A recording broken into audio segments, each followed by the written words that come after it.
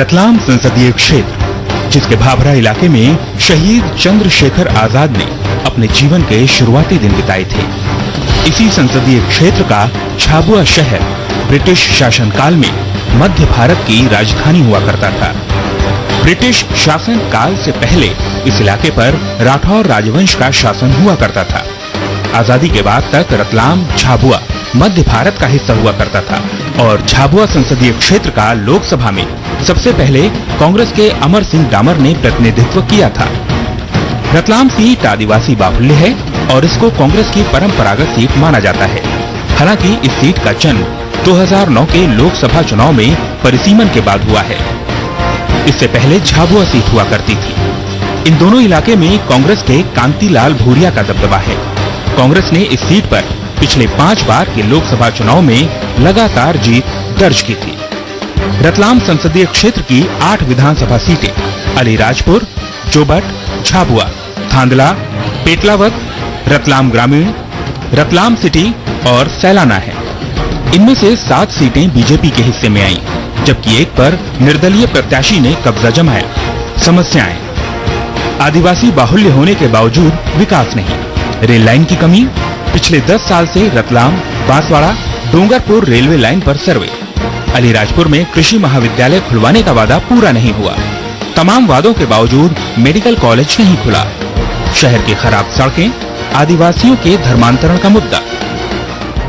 आजादी के 64 साल बाद भी जनता मूलभूत सुविधा के लिए तरस रही है और मूलभूत सुविधाएं जनता को मुहैया नहीं हो पाई अब तक, केवल राजनीति में उलझे रहते हैं। सांसद महोदय ने हमारा सवाल है कि बांसवाड़ा डूंगरपुर लाइन के बारे में अभी तक काफी लंबित है, जिसका मैं जहाँ तक समझता हूँ जिनका उद्घाटन शायद प्रधानमंत्री मनमोहन सिंह जी ने किया था। उस लाइन के अभी तक कंप्लीट हो जाना था पर तो कोई कार्य चालू नहीं हुआ।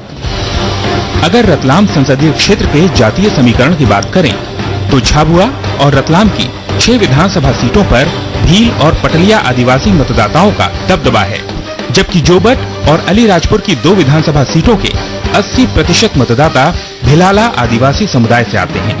इसलिए अगर अलीराजपुर से कोई प्रत्याशी खड़ा होता है तो हो सकता है कि रतलाम और झाबुआ के मतदाता उसमें दिलचस्पी न दिखाएं। इसलिए इस समीकरण के कारण ही बीजेपी और कांग्रेस दोनों ने झाबुआ जिले से ही अपने प्रत्याशी को चुनाव मैदान में उतारा है।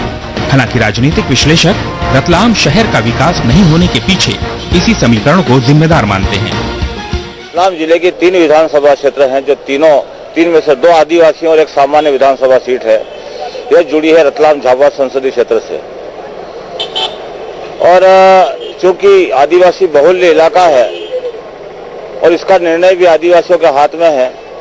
विगत कई वर्षों से जब से संसदीय क्षेत्र बना है रतलाम झाबुआ संसदीय क्षेत्र, तब से ही झाबुआ क्षेत्र के चाहे वो पक्ष का हो चाहे विपक्ष का हो, उधर के उम्मीदवार ही हमारे रतलाम का भाग्य का फैसला करते हैं।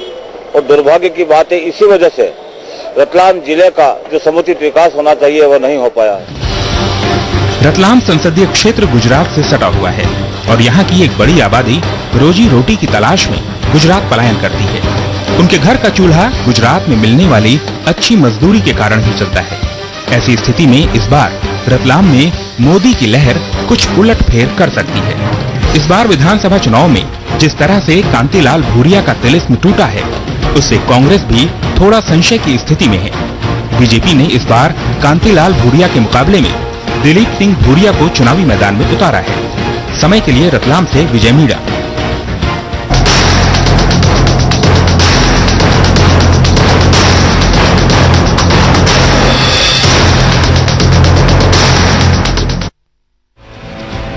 कांतिलाल भूरिया। कांतिलाल भूरिया की गिनती कांग्रेस के कद्दावर आदिवासी नेता के तौर पर होती है। भूरिया अनुसूचित जनजाति के लिए आरक्षित लोकसभा सीट रतलाम से कांग्रेस के टिकट पर चुनकर लोकसभा पहुंचे। कांतिलाल भूरिया ने अपने राजनीतिक सफर की शुरुआत बिल्कुल जमीनी स्तर से की। 1976-77 के दौरान ये झाबुआ कांग्रेस सेवा दल के अध्यक्ष बने। 1977 में प्रदेश कांग्रेस कमेटी के सचिव बने। आदिवासियों के बीच कांतिलाल भूरिया की पैठ का अंदाजा इसी बात से लगाया जा सकता है कि ये 1980 से लेकर 1997 तक लगातार चुनाव जीतकर विधानसभा पहुंचते रहे। 1987 से 90 के दौरान ये मध्य प्रदेश शासन में संसदीय सचिव बने और उन्हें राज्य मंत्री का दर्जा मिला। 1993 से 1998 के दौरान प्रदेश में कैबिनेट मंत्री रहे। 1998 में पहली बार लोकसभा चुनाव जीतकर सांसद बने। 1998 से 2003 तक ये मध्य प्रदेश संसदीय प्रकोष्ठ के अध्यक्ष रहे। 1999 में ये लगातार दूसरी बार लोकसभा के लिए निर्वाचित हुए। इसके बाद ये 2004 और 2009 में भी चुनाव जीतकर लोकसभा पहुंचे। 2004 में इन्हें कृषि एवं उपभोक्ता मामले और खाद्य एवं सार्वजनिक वितरण मंत्रालय के राज्य मंत्री की जिम्मेदारी दी गई। 2009 से 2011 के दौरान ये आदिवासी मामलों के कैबिनेट मंत्री बनाए गए। उसके बाद इन्होंने मध्य प्रदेश की कमान संभाली और जुलाई 2011 से दिसंबर 2013 तक मध्य प्रदेश कांग्रेस के अध्यक्ष रहे। समय के लिए ब्यूरो रिपोर्ट।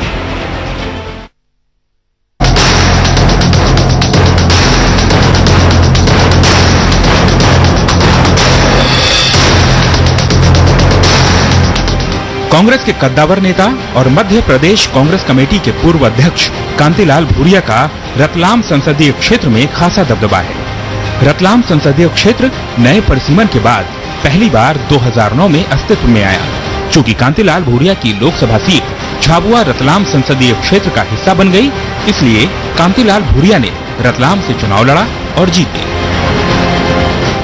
सांसद के वादे, रेलवे सुविधा का विस्तार होगा। रतलाम बांसवाड़ा डोंगरपुर रेलवे लाइन का निर्माण होगा। रतलाम शहर में मेडिकल कॉलेज खोले जाएंगे। शहर की पेयजल व्यवस्था सुधारी जाएगी। शहर की सड़कों को सुधारा जाएगा। कांतिलाल भूरिया केंद्र में मंत्री भी रहे और बाद में मध्य प्रदेश कांग्रेस कमेटी के अध्यक्ष भी, लेकिन उनके ज्यादातर वादे पूरे नहीं हो पाए।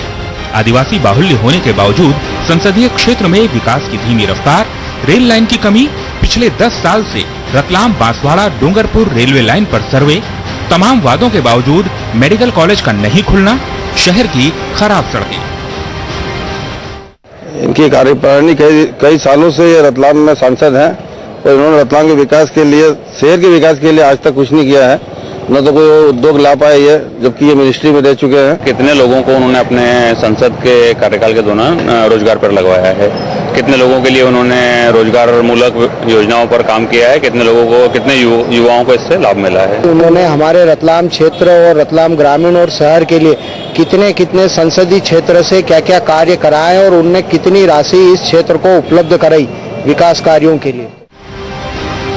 सांसद निधि का इस्तेमाल, कांतिलाल भूरिया को 2009 से फरवरी 2014 तक ब्याज सहित कुल 16 करोड़ 71 लाख रुपए की राशि सांसद निधि के तौर पर मिली। उसमें से सांसद महोदय ने विभिन्न कार्यों पर 11 करोड़ 15 लाख रुपए खर्च किए, जबकि 5 करोड़ 56 लाख रुपए की राशि बच गई। सांसद के सामने चुनौतियां, कांग्रेस के अंदर चल रही गुटबाजी, विधानसभा चुनाव में बेहद खराब प्रदर्शन, गुजरात से सटा होने के कारण मोदी फैक्टर हावी, करीबी साथियों की बगावत, केंद्र सरकार की गलत नीतियां। अब बारी है सांसद के रिपोर्ट कार्ड की। सांसद कांतिलाल भूरिया अपने वादों को पूरा करने में फेल हुए।